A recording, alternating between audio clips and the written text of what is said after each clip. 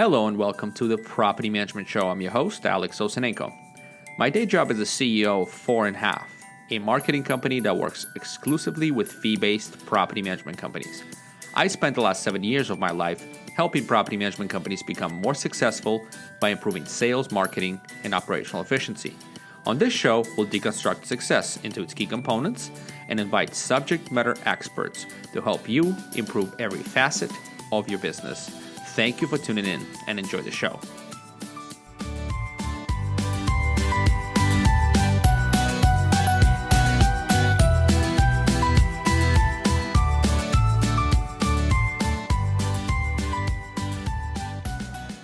Hey guys, thank you for joining us for this episode. Today's we're taking on an ambitious topic, and I presume we will have follow-up episodes and episodes and episodes on this topic because it's so important, so vast. But I have a guy here who can truly help me kind of conceptualize it and give us and answer some burning questions that I have. And the topic today is how to systemize your maintenance operations as a competitive advantage and a growth engine for your company, for your property management company.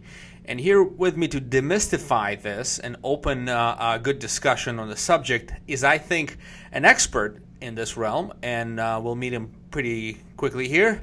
His name is Curt Fluegel. He is the CEO and founder of a company called PM Toolbelt. Hi, Curt. How are you? Hey, I'm great. Hey, great and Curt. Yes. Yes.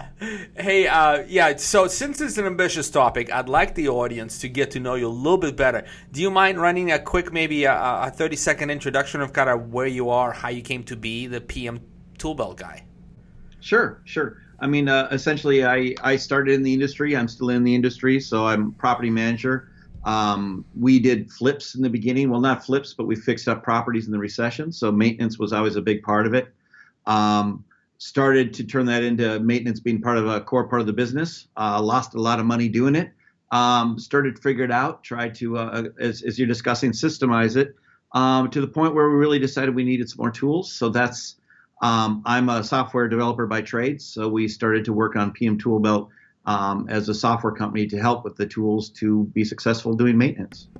That is pretty exciting background, guys. Get ready, warm up your seat, and get a cup of coffee or some pause it or something, because Curt and I are about to get into this. So, Curt, hard question right off the gate, or maybe it's not hard, but you've done a pre-interview with my marketing manager, Neetu, and you and I have met. We've spoken, briefly here and there about things, but you and I never got into this. And one thing that captured my attention right off the bat on the pre-interview notes is the fact you said your first year in property management, you lost money on maintenance. What does that mean?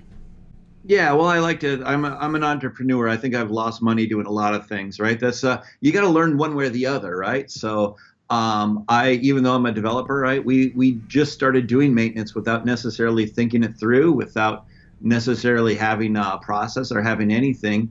And you're looking up at the money at the end of the year, and you realize you would have made more money not having a maintenance company, right? Which I think is a position a lot of people have found themselves in. They don't do it because several reasons, but one is simply they just don't think it's profitable.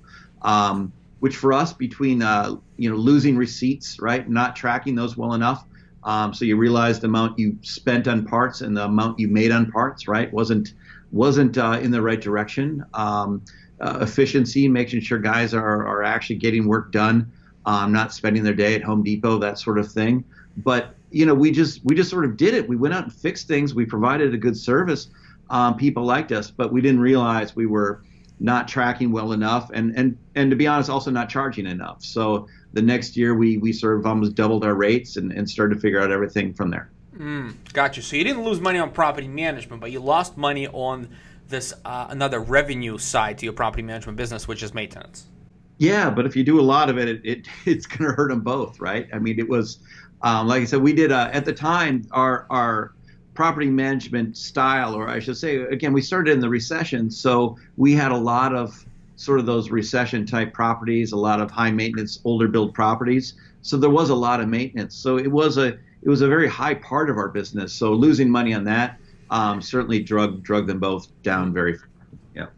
Gotcha. I've always admired, or at least thought of property management as a great, I wouldn't say getaway drug, but your core service that you can build almost a suite of services around, right? I mean, heck, maintenance, rehabbing, doing those things for investors, intentional investors and such, and not to mention selling and other portfolio related services to increase the lifetime value of the client to 3 to 4x what you'd get with just a simple property management recurring revenue flow. So it was very surprised when I dug into this a little bit deeper. I was very surprised by many of my friends telling me this statement, and you can take it apart, Curt, and show them that they're wrong, or tell them they're right. They said this, Alex, running property management maintenance side business is great when you have 1 or 2 handymen and you keep them busy. So with a 400 or 500 unit portfolio, you can support 1 or 2 handymen. Anything beyond that, they say it's tough to scale. It's impossible to scale. We had to go away from that and just do outside vendors. How do you treat that statement, Curt? Well, I think at the scale you're talking about, it's maybe true it's not a side business, right? But it's still a good business. So, that's what I'd say. I mean, anything should scale, right? So same thing with your number of workers, right? You got to systemize it at that point, right? And you better have some software for it, or some way to track it, I should say, right? But if suddenly you got 10 employees going around with trucks and credit cards and all of that, right? It starts to make a difference if they're spending 30% of their time driving versus 60% of their time driving versus getting parts and all that, right? Same thing. I don't think it's that different than property management, right? You got to be able to really track the details to see where you're doing, right? I mean, everyone's tracking in the property management side how much they're making off of everything, be it a renewal fee or some sort of fee versus the core business and all that. It's really no difference in the maintenance side, right? I mean, how are you doing on both efficiency or parts or any of those other things? It's going to scale with the same things, right? I mean, if you have a property management company of exactly the wrong size where you have to hire, right? There's been plenty of talk, right? It's not a straight line; it's a bit of a ladder. So I'd agree. There's probably some ladder in there, but the same point, there's not a lot of extra middle, I should say, that has to happen when you have more techs, right? It isn't that different from a management company that suddenly you need a whole different infrastructure than you had before. After all, they take very little office space, right? I'd argue that's one of the key advantages of growing on the maintenance side, right? Is they take very little space inside your building.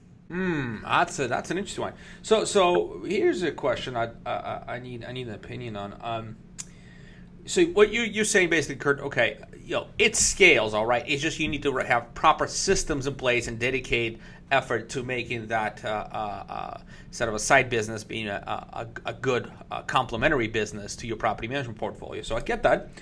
But what do you think is the percentage of time as a owner and CEO of a property management company of 1,000, let's call it 1,000 properties. Let's say I manage 1,000 properties. I run a property management company. What is the amount of time I need to dedicate to a well-run maintenance division of my company? I'm not talking about setting it up, because I know setting it up will take time. But let's say I have PM Tool Belt as a service, whatever it is I need to have, the components, the people. How much time should I dedicate as a CEO to oversee that side of operations? Right. Well, as a CEO, it's certainly no more time than anything else, right? You're looking at high level numbers. Right. I mean, the majority of the time, well, again, back to, and we'll get there, as far as tools, right? The communication aspect is pretty huge. And any way you can do that, but that's not a CEO level. The other part is scheduling, right? And again, there's tools that can help with that.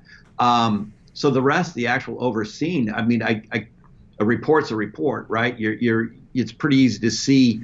Look at profitability, either be by property or by tech or whatever, right? If you have something to give you those reports, from a CEO level, it's the same thing. Well, let's say owner operator. Let's call it a CEO. Let's go owner operator. Let's say I manage a 500 unit company. I still do a lot of things myself, right? It's not like I'm overseeing everything. I still have to dig in. So if we're doing a maintenance division, I have to create it and I have to at least initially manage it until I can hire somebody or dedicate somebody to manage it. What would be the percentage of my time dedicated to that? The one thing I always said, when we were a little under, we were about a 450 unit property, right? And I'd always joke, and it was a bit of a pitch, but also it was because real life, we never had a dedicated person in our maintenance company.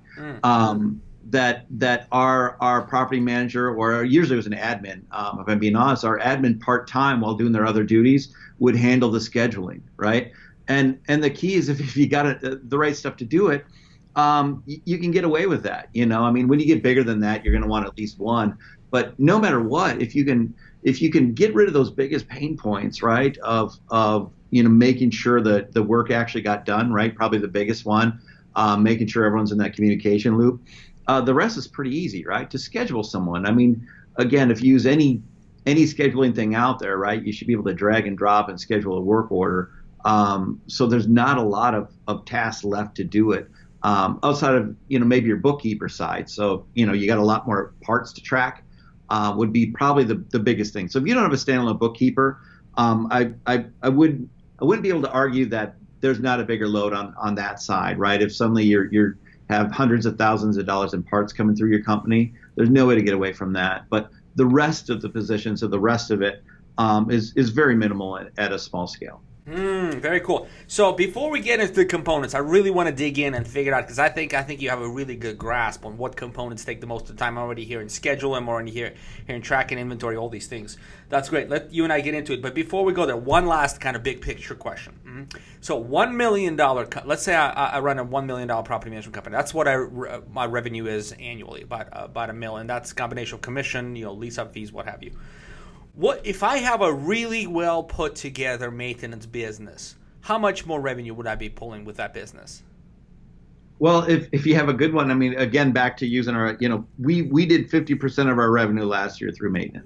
All right. Now, yeah, again, there's a lot of things that go into that. I can't pretend it just is, but we would market ourselves to, we would make choice on a property on two things, right? One, it's going to be a carefree, easy to manage property, or two, it was going to make our maintenance company a lot of money, right? And we sought those out, but that also gave us a whole different what we could go after, right? It's like, okay, well, this one is a little older stock. It's going to have some problems, but every time that phone rings, the other division's going to make a lot of money.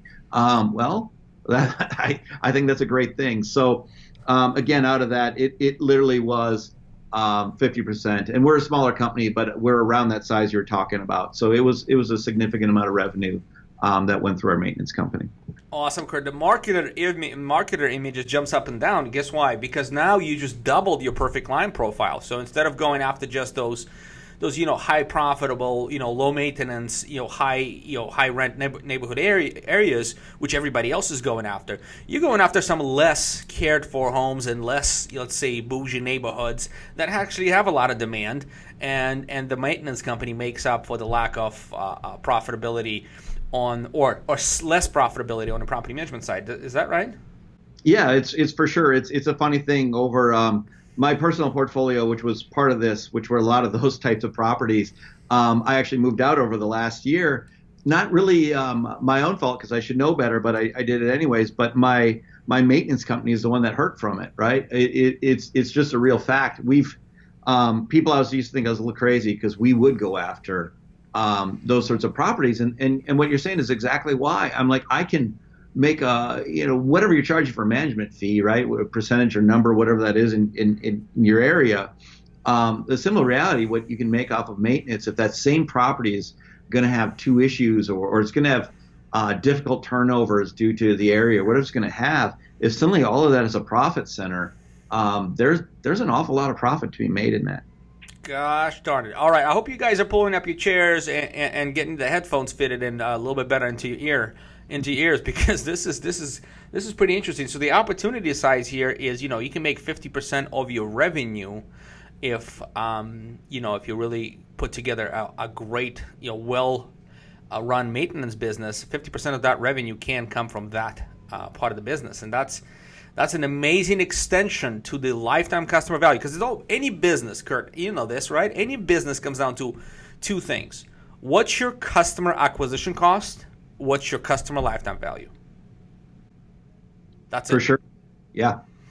Yep. And like you said, the acquisition costs, I would argue, are a little easier because, again, you're in less of a market that maybe wants a higher maintenance property than some of your peers. So, for ours, we've always had a high skill in those sorts of properties because not a lot of people want to do them, which means usually if I'm making that call, I win every time.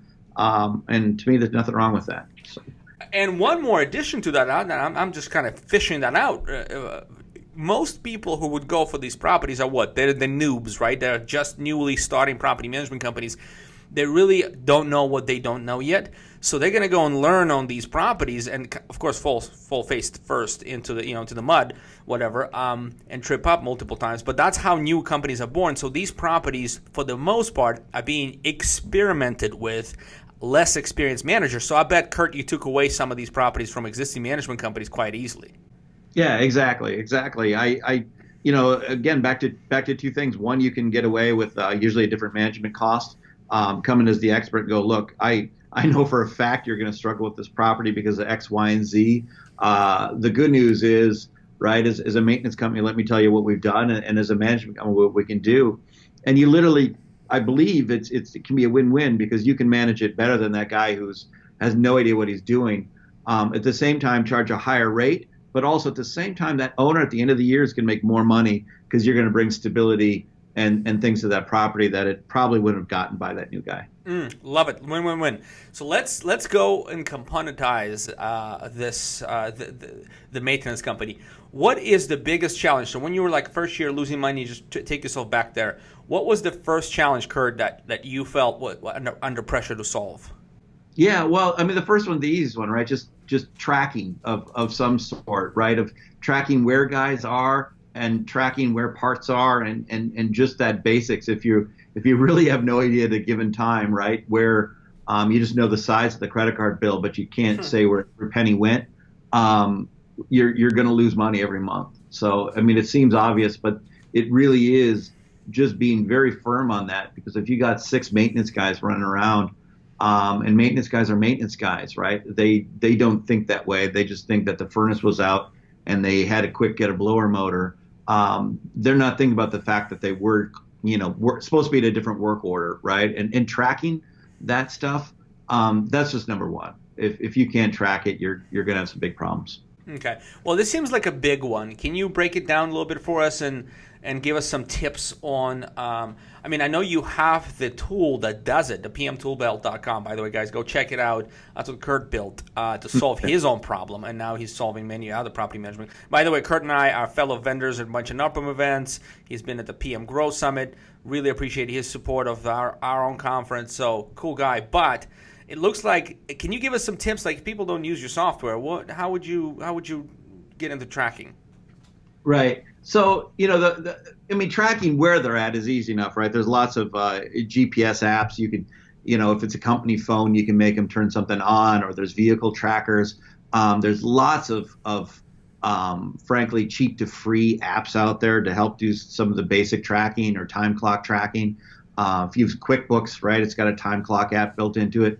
Because the two things, right, the key metric really that we're going to get out of this, if you talk about the employee tracking, right, because these are often guys, right, getting paid by the hour, and they're supposed to make a profit, right? So where your property manager, a long lunch might not be as big of a deal.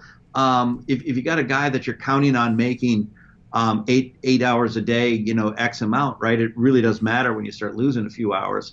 So some way to track those guys of A, they're actually at the job they say, and then B, what they're clocking as far as hours to you are accurate, right? Free tools to do that if you need to. But what it boils down to is that, with simple division, right, you're going to get their efficiency, which is probably the biggest metric we use. It's the most simple one, but the most important, right? Which is simply, if someone's working for me 40 hours in a week, how many hours did he actually bill to me in his time clock? And how many hours, if we add up every work order that they did, is a billable hour towards towards charging back to an owner, right? That's the key. It's a simple metric with simple tools, but it's probably the most important one. If you get that one right, in every industry is a little different, right? If you bill for drive time or if you bill for going to the parts store, right? Those business decisions, of course, go a big way into this. And then you got to come down to what is that? How often do you have company meetings or all that sort of stuff? But for me, I can always pull up a button. I can see, and we expect our guys, again, numbers are numbers, but ours is in the 90s of what we expect for efficiency. And as long as they're hitting that, right, you can set up a bonus structure, you can hit up whatever. But that to me is the start. If you can track efficiency of just simply those guys are legitimately out there making you money when they're supposed to, the rest is just details. Gotcha. So here's what I'm understanding, and then help me out with this. The first metric that people that are building maintenance side of the business should kind of consider and actually do, not kind of consider, but actually implement and track and employ is the total time available, or the total time their people, their maintenance guys or gals are working versus the billable time that these guys are actually produce for your organization. Yeah.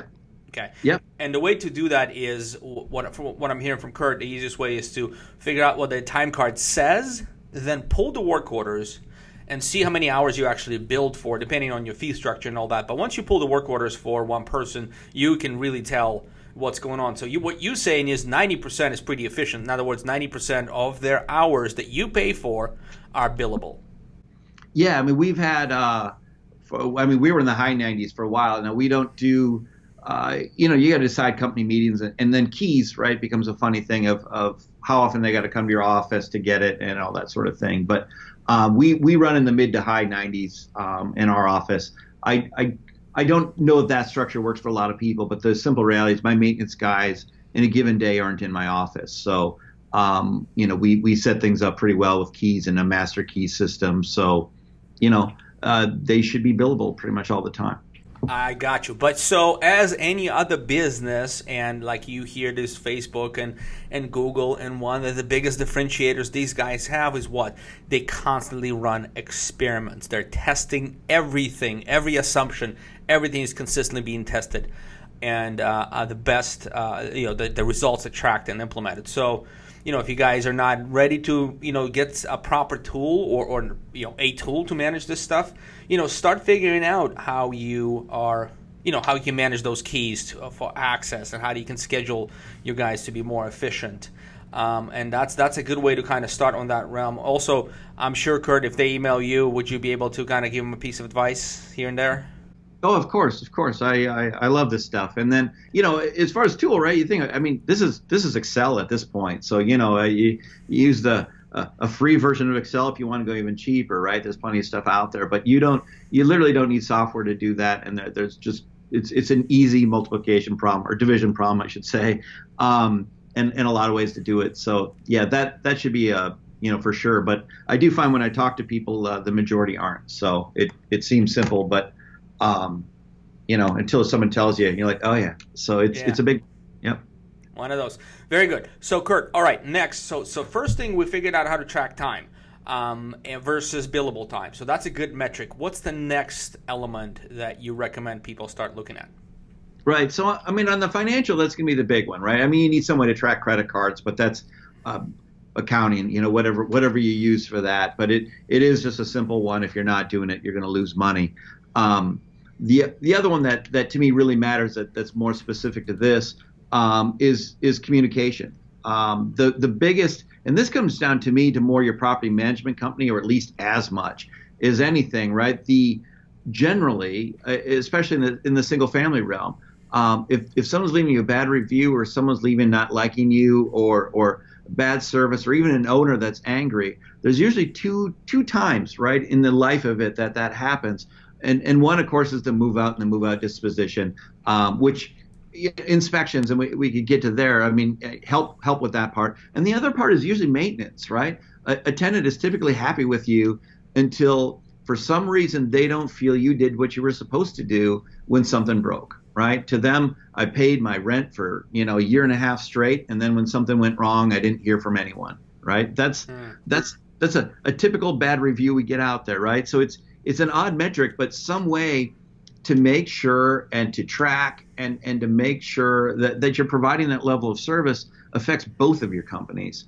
And you just need to make sure and track, literally use some system to track that communication, that, the owner was indeed know, and the tenant knew we were coming. And better yet, the tenant, even though it was just a broken blind and we weren't going to get there for a week and a half, but we let them know that we heard you, we're keeping you it's sort of in step along the way. So you always feel like there's some touch going on in something, in some level of service.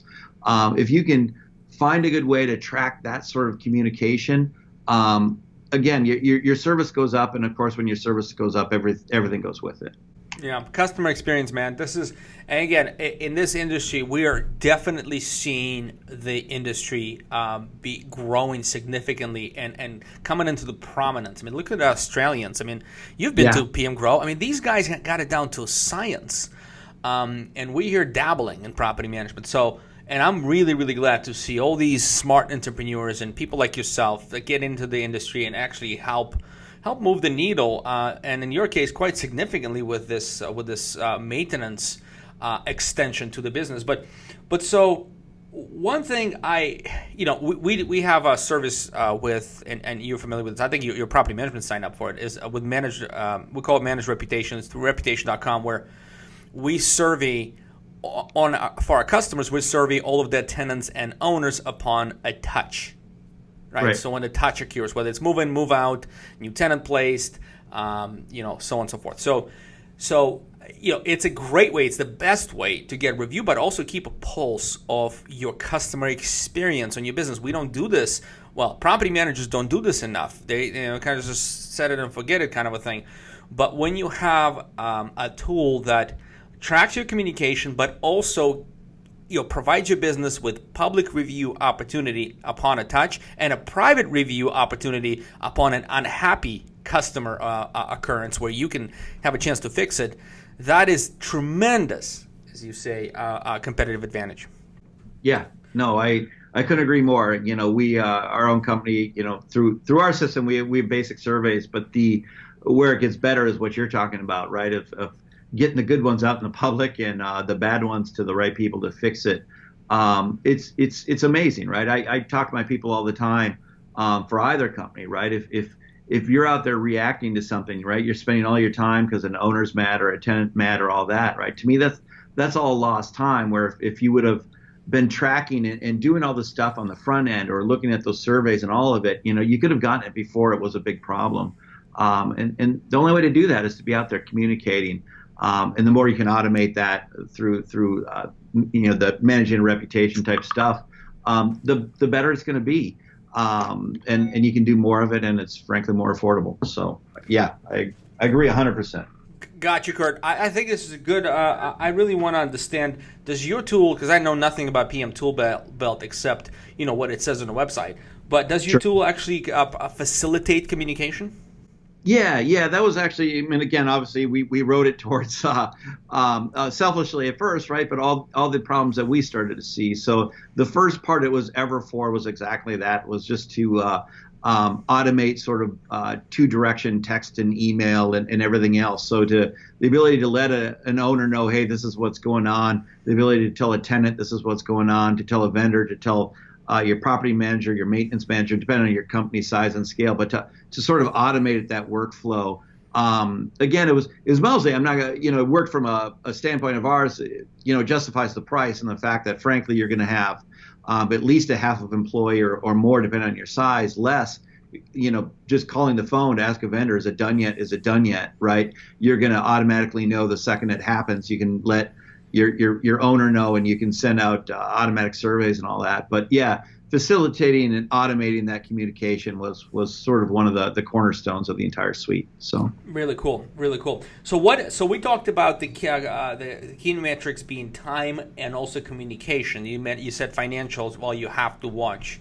If you're making money or losing money. Are there any other kind of metrics to help bring the efficiency and the profitability up for the maintenance side?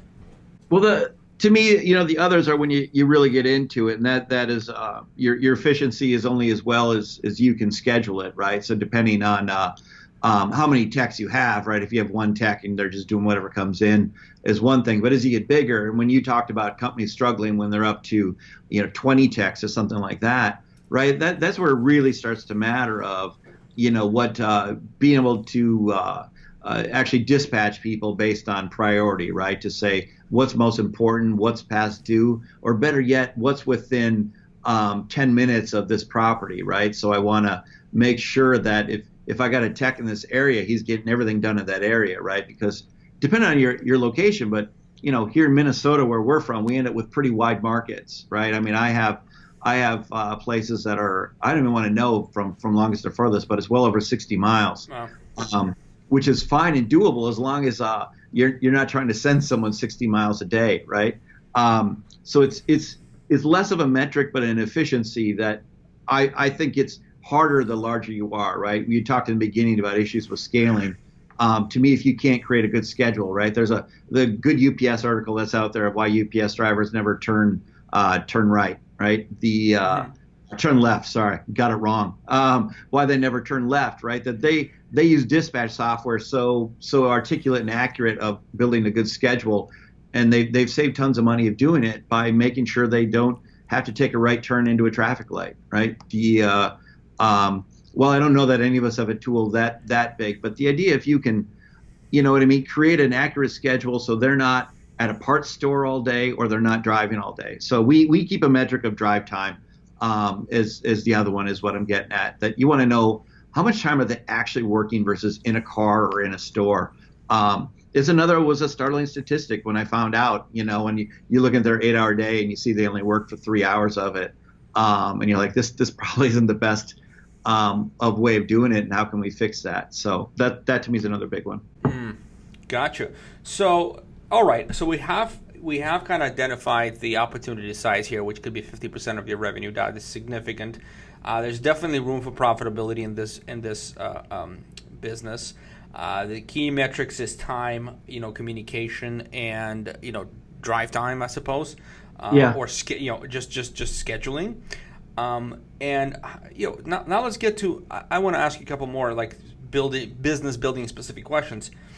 Do you do maintenance? Do you recommend property management companies who own maintenance divisions to do maintenance for other companies, to open up their services to other companies, or just service your own?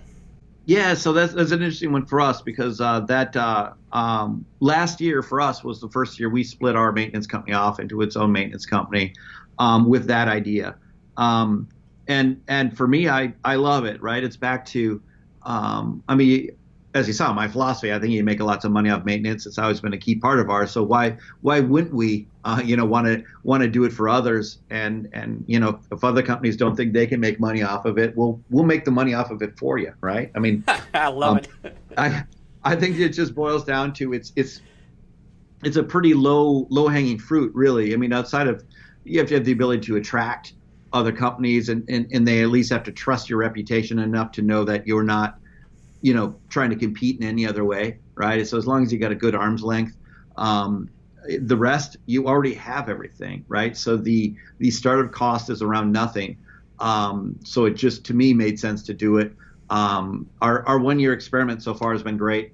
It is certainly, I told you that due to changes in our portfolio, we have less high risk properties, which caused the revenue drop. Well, we made up for it by doing work for several other management companies, including stuff out of our industry. We've been working in the multi-housing, anywhere we're needed that still makes sense with the same skills as a maintenance company. We're out there doing work. I got guys that work 40 hours a week for another person's company, but through our markup. Sorry. I mean, you can't beat that for a revenue stream. I mean, that's pretty easy. No doubt. And getting customers, local customers, I would think is no harder than attending NARPM meetings, making some friends locally, and having a couple of the people trust you first and then pass on recommendations, because everybody needs a qualified tech and vendor, don't they? I mean, that's kind of your competitive advantage. Yeah, who's not always looking for that, right? I mean, that's the simple reality. If you've spent the time and effort to get good techs on your side, that's going to sell it, right? And yeah, I can say for us, we don't, outside of Facebook and Twitter and basic stuff, we don't advertise that company, and we've been able to grow the outside business and keep people busy. So it's worked pretty easy from the fact that, like you said, the demand is already there. What gift, Curt? What gift? You don't need any marketing. It just grows. Right. Awesome.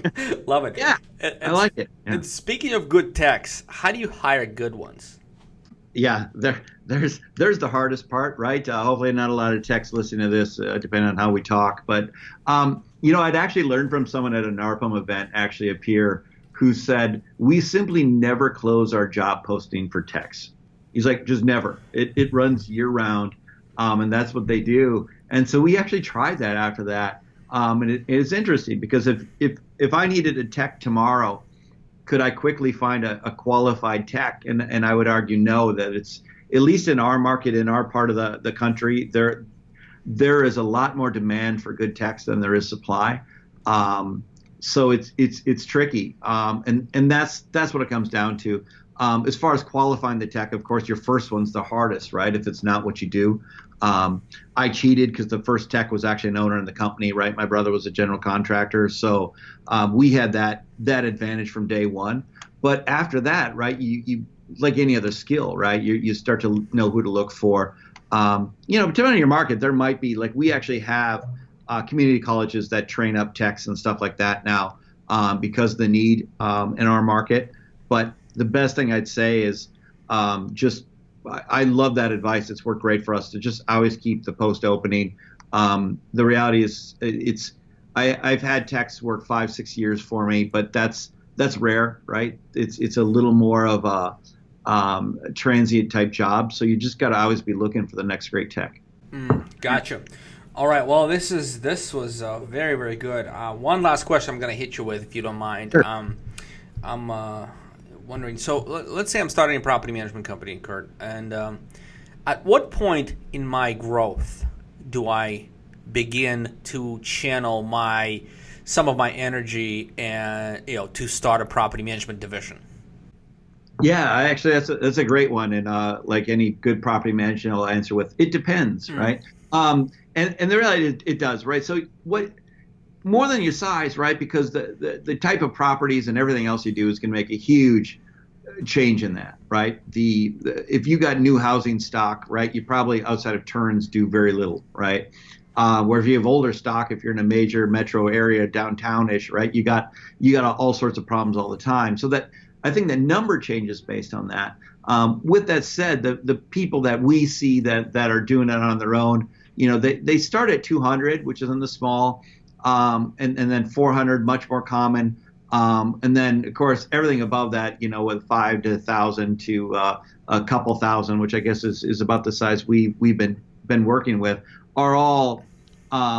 It's been interesting for me, as sort of a side note, of watching our customers and just watching how many of them came to us to utilize our systems to work with their management company. But by the time they even launched with us, they'd created their own maintenance company. We have a running joke around here of how often we have to change the name in our system before they even launch. But they see the light. And again, that's so where you can make money depends. I made a lot of money at 200 properties because they were the type of properties, I guess. At 400, I think just about everyone can start to support it. And then, of course, once you're at the 600 plus, I think everyone easily could. Well, great, Curt. Stick around after this call when we end recording. I want to chat with you a little bit. But for you guys, sure. PM Grow. I'm sorry, PM Grow. PMToolbelt.com. PM Grow. Yeah. Yeah. PMToolbelt.com. Go check it out. Clearly now Curt is a smart guy and he knows his shtick. And so reach out to him if you have any questions. It's a great opportunity, and when we're talking about 50% of your revenue, so it's effectively doubling your property management recurring revenue by doing maintenance. Yeah, it's going to take some work, but man, that's the opportunity size here is huge. So those of you that are doing it, great. Look into PMToolbelt.com. Those of you not doing it, great. Look at PMToolbelt.com. And Curt and I wish you all the best. And, thank you for tuning in, and we'll see you next time. Thanks, everyone.